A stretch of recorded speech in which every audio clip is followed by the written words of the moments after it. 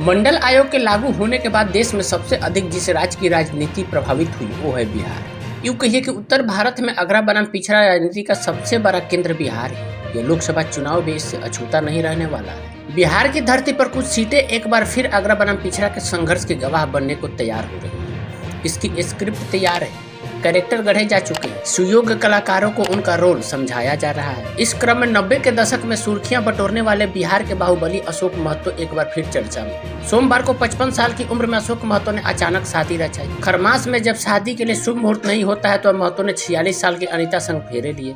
बिहार में कहा जा रहा है कि अशोक महतो की पत्नी को आरजेडी मुंगेर से प्रत्याशी बना सकती है। अशोक महतो की पत्नी अगर आरजेडी से चुनाव लड़ती है तो निश्चित है कि इलाके की सियासी लड़ाई में नया मोड़ आएगा। ललन सिंह जेडीयू के सांसद है और अभी तक यह मानकर चला जा रहा है कि वो एक बार फिर प्रत्याशी बनेंगे। पर अशोक महतो की पत्नी के आने के बाद ललन सिंह को टिकट मिलता है या नहीं, यह समय बताएगा। नवादा के रहने वाले अशोक महतो और अखिलेश सिंह, जो कि बीजेपी विधायक अरुणा देवी के पति हैं, उनके बीच 90 के दशक में खूनी संघर्ष होता रहा है। ऐसा माना जाता है कि नवादा शेखपुरा के इलाके में करीब 200 से ज्यादा लोगों की जान इस संघर्ष में गई थी। अशोक महतो पिछड़ी जातियों को गोलबंद किए थे, जबकि अखिलेश सिंह अग्री जातियों को। बिहार की राजनीति में 90 के दशक में अगरों के हीरो रहे बाहुबली आनंद मोहन सिंह की भी पत्नी लवली आनंद और पिछड़े के नायक बाहुबली पप्पू यादव भी किस्मत आजमाने चुनावी जंग में उतर रहे हैं। जाहिर है कि दोनों अपनी जीत के लिए अपने टारगेट वोटर्स के ध्रुवीकरण की हर कोशिश करेंगे। आखिर यही कारण रहा है कि जब पिछले साल बाहुबली आनंद मोहन की जेल से रिहाई हुई थी, तब पूर्व केंद्रीय मंत्री उपेंद्र कुशवाहा ने पिछड़ी जाति के गैंगस्टर अशोक महतो की रिहाई की मांग उठाई थी। आईपीएस अधिकारी अमित लोढ़ा और बाहुबली अशोक महतो के बीच टकराव की कहानी खाकी वेब सीरीज में दिखाई गई थी। इस सीरीज में यह दिखाया गया था कि अग्री जातियों के खिलाफ अशोक महतो छोटी जातियों को किस तरह संगठित करके हिंसा का जवाब और बड़े हिंसात्मक घटनाओं को अंजाम देता है। दोनों तरफ से कई नरसंहार होते। ये तो रही बात एक सच्ची कहानी पर बनी वेब सीरीज की, पर बिहार की राजनीति का वह दौर अगड़ी बनाम पिछड़ी जाति के लिए भी कुख्यात रहा है। बंदूक उठाने वाले लोग अपनी जाति के नायक बने। उनके प्रति गर्व की भावना को आम जनता से वोट के रूप में कैश कराने के लिए राजनीतिक पार्टियों ने उन्हें राजनीतिक संरक्षण दिया। करीब हर दल ने अपनी राजनीतिक विचारधारा के नाम पर जो फिट बैठा उसे राजनीतिक संरक्षण दिया। किसी भी एक पार्टी को दोष नहीं दिया जा सकता।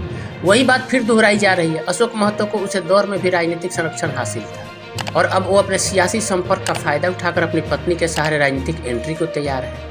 अशोक महतो के ऊपर कई नरसंहार में शामिल होने के आरोप रहे। 17 साल तक जेल में रहने के बाद बीते 10 दिसंबर 2023 को अशोक महतो जेल से बाहर आए। महतो के गिरोह के ऊपर 2005 में सांसद राजू सिंह की हत्या का आरोप लगा था। 2002 में महतो नवादा जेल से भाग गया था। आरजेडी के लिए आगरा बनाम पिछड़ा कराने में क्या फायदा है? आरजेडी नेता तेजस्वी यादव कहते हैं कि उनकी पार्टी ए टू जेड की पार्टी है, मतलब सभी की पार्टी है। पर यह कौन नहीं जानता है कि आरजेडी का कोर वोटर्स मुस्लिम और यादव ही है। पर लालू यादव और तेजस्वी इस बात को अच्छी तरह समझते हैं कि राज्य में पूर्ण बहुमत के लिए माई समीकरण के अलावा भी वोट की जरूरत है। यही बात जदयू और बीजेपी के साथ भी है। उन्हें भी आरजेडी के वोटों में सेंध लगाना है। अगर ऐसा नहीं कर सके तो इस बार बिहार में एनडीए की सीटें घट जाएगी। यही कारण है कि आज बिहार की सभी पार्टियां सभी का नेतृत्व होने का दावा करती है, पर सामाजिक न्याय के लिए जाति जनगणना की बात होती है, क्योंकि सभी पार्टियां अति पिछड़ों को अपना बनाना चाहती है। जदयू के बीजेपी के साथ जाने के बाद आरजेडी की सबसे बड़ी चिंता अति पिछड़ों के वोट को लेकर है। यही कारण है कि आरजेडी अपनी पुरानी रणनीति पर काम कर रही है, यानी कि जब तक अगरा बनाम पिछड़ा की लड़ाई स्वाभिमान की बात नहीं बनेगी तब तक पिछड़ों का वोट आरजेडी के लिए दूरीकृत नहीं होगा।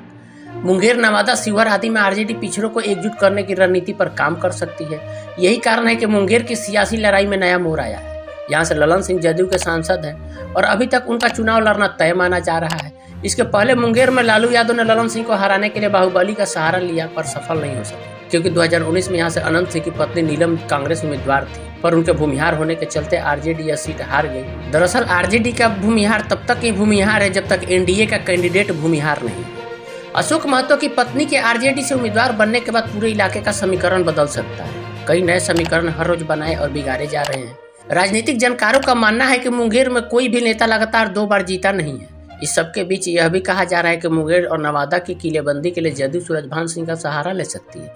नवादा में बीजेपी जिसे लड़ा सकती है उसमें विवेक ठाकुर, अरुणा देवी, उनके पति अखिलेश सिंह, पूर्व विधायक अनिल सिंह जैसे कई स्थानीय नाम लाइन में हैं। कुछ लोगों का मानना है कि ललन सिंह की जगह जदयू मुंगेर से सूरजभान सिंह को भी ट्राई कर सकती है।